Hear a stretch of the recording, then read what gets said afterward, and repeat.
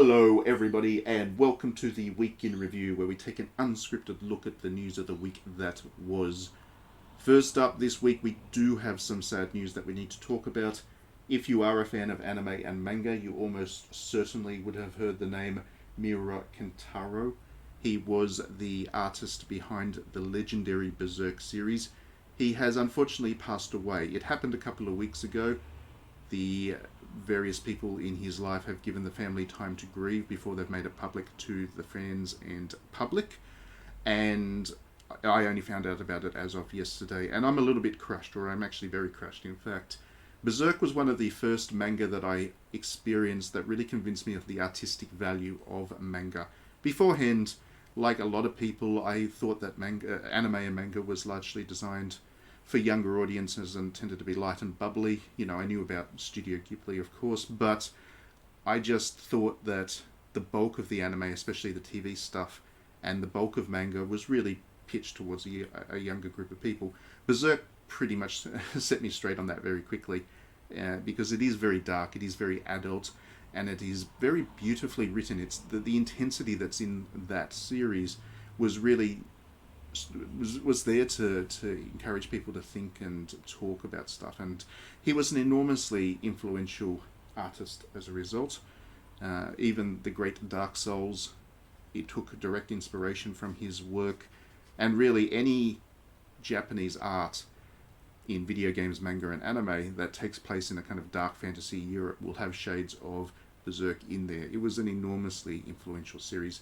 He left us too young. He was only in his 50s, and it happened quite suddenly, unfortunately. So it has been a shock to the system, both for anime fans and, of course, his family. And we hope he obviously rests in peace and his family are, able to stay safe and close to one another through these very trying times.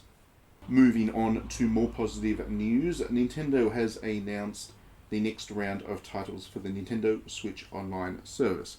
So as everybody knows, if you subscribe to the Nintendo Switch Online, you get a catalogue of Super Nintendo and Nintendo Entertainment System, NES games, to play, and every so often Nintendo drops a couple of new ones on. We're getting 5 new titles on the 26th of May, and 4 of them are Super Nintendo titles. There is Super Baseball Simulator 1.000, Caveman Ninja, which is also known as Joe and Mac, Magical Drop 2, and Spanky's Quest, which is a platformer with an excellent name. And on the NES we get 1 new game, Ninja Jajamaru-kun. Now, those 5 games are all, I think it's safe to say, fairly obscure. I mean, a lot of people wouldn't have heard of them, and certainly looking at the response that the game announcements has had on social media, Nintendo is copying it for putting very obscure games out there. But for me, I actually think that is the best value of this service. If Nintendo was to give people what they want, and they always want Chrono Trigger and Final Fantasy and Mother and whatever, then it would be the 1000th time that I've played Final Fantasy VI or Chrono Trigger. It's not really that special to me, but this service is giving me a chance to play 5 games this month that I've never played before, and I may well find that one of them I absolutely love, one or more. I might find 2 or 3 that I absolutely love, and to me, that is where these kind of subscription services can have value as discovery and giving you a chance to play things that you just haven't had a chance to play beforehand. I would love to play Final Fantasy VI again. I mean, I can play it on 1,000 different platforms, but I would play Final Fantasy VI again if it was on this service. But that's just something I would do, whereas this chance to discover these new games, or these old new games, is something that I definitely am looking forward to. So yeah, I'm looking forward to those on the 26th of the 5th, and I'll let you know what I think of them. Okay, so staying with Nintendo for the 3rd bit of news this week, Nintendo has done something pretty dodgy. Let's be upfront and frank about it. They've announced a amiibo figure for the upcoming HD remaster of Skyward Sword, and that amiibo figure is compatible with the game. If you pair the 2 up, then you unlock the ability to do fast travel in Skyward Sword. Now, if you've played Skyward Sword before on the Wii original release, then you would remember that travelling around could be a little bit of a pain, and this fast travel thing is a genuine quality of life improvement. what Nintendo has done, by every indication, is lock that quality of life improvement behind effectively a paywall. You have to buy the figure in order to be able to use it. And that is pretty cynical and pretty nasty. For one thing, it's not a bonus. I mean, I don't have an issue with Nintendo using amiibos for bonuses, for additional costumes, little unlocks in Smash Brothers, whatever. That's fine. And if you want to then collect the amiibos, then you can have a nice collection of pretty nice looking figures. And this Skyward Sword figure does look nice as well. But we're talking about features in games, and that is a different level. I mean, if Ubisoft or Activision was to lock entire levels behind DLC that you had to buy, and they have done that often enough in the past, then people rightfully criticize them for it. And Nintendo rightfully deserves criticism for this. Not only is it DLC, but it is also DLC locked behind a physical figure. And if you don't have a lot of space in your house and you don't want these figures lying around, it's just something that is just going to annoy you. I don't buy games physically much anymore because I would rather use the limited space I have at home for my Hatsune Miku figures. And I also don't have an amiibo collection for that same reason. The only amiibo I ever bought was the plush Yoshi, the big one, because it was kind of a cute collectible. But the idea of having to buy a single amiibo and therefore not having a complete set, which would drive me nuts, to have a quality of life feature that really should be in the game itself it's just not on. I'm still very much looking forward to playing the game. I still love Nintendo's games, but this is just pushing things a little bit too far for me. Next up, we're going to talk about a shooter of all things. Anybody who follows me on this channel knows that I'm not the world's biggest fan of that genre, but there was some announcements this week that have really got me excited for one in particular. Time Splitters is back. So the studio or the publisher that now owns the license and the rights for Time Splitters, that being Deep Silver, has announced the reformation of the developer that actually created that game, and that developer is going to create a new Time Splitters title. Now, this is not just a new studio that has some people in it that shares the name with the original. They've actually got two of the founders back and several other key members from the development team to make sure that this new Time Splitters is very much going to be a continuation of that classic property. And that really has me excited. I was a big fan of shooters at the time that Time Splitters was around. I loved GoldenEye, and I would spend a lot of time with my family and friends playing multiplayer GoldenEye. And then when we moved over to the PlayStation, Time Splitters was there, and it was a game that really did absorb a lot of my time. It's just one of those classics that I think rises above whatever issues you may have with a genre to be something that can appeal to pretty much everybody. So yeah, the announcement that this is actually happening is a pretty big deal.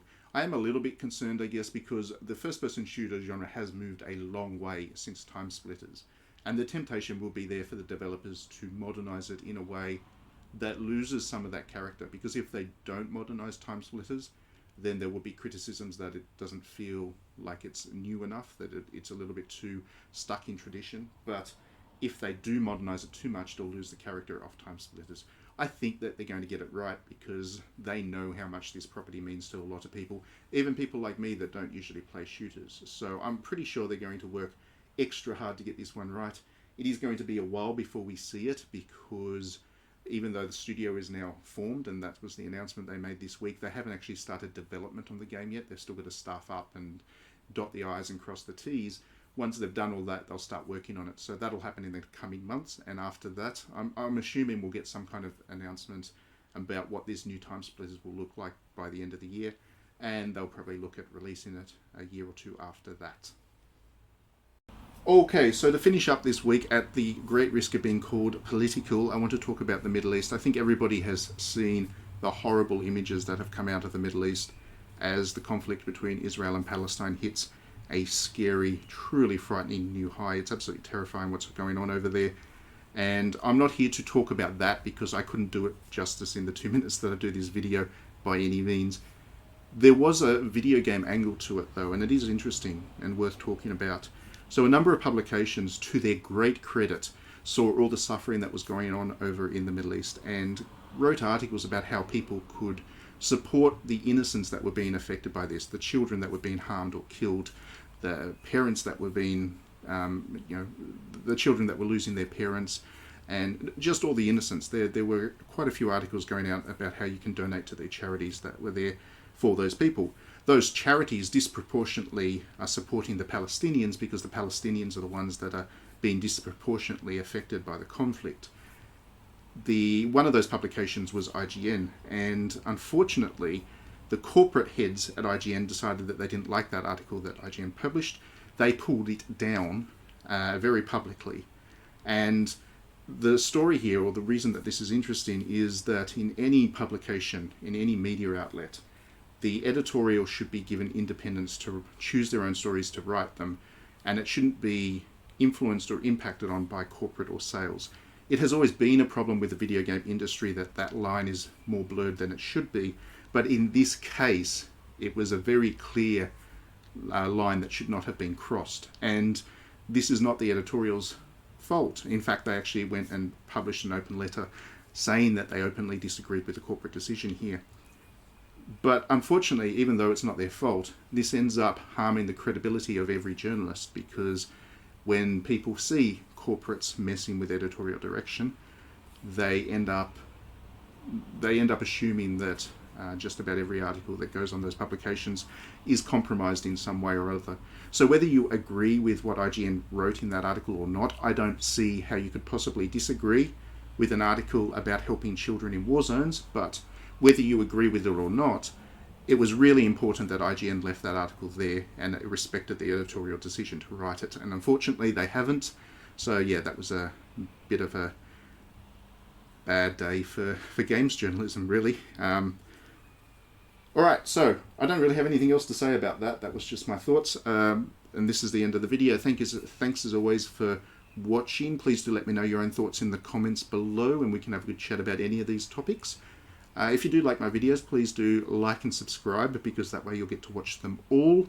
And if you do really enjoy my work, please consider backing me on Patreon. You can do so for just $1 a month. It's not a big ask. And in doing so, not only do you support everything that I do with this channel and the digitallydownloaded.net website, but you also get a magazine. I do a 48-page digital magazine every month. It's just beautiful. It's lovely to read, I promise.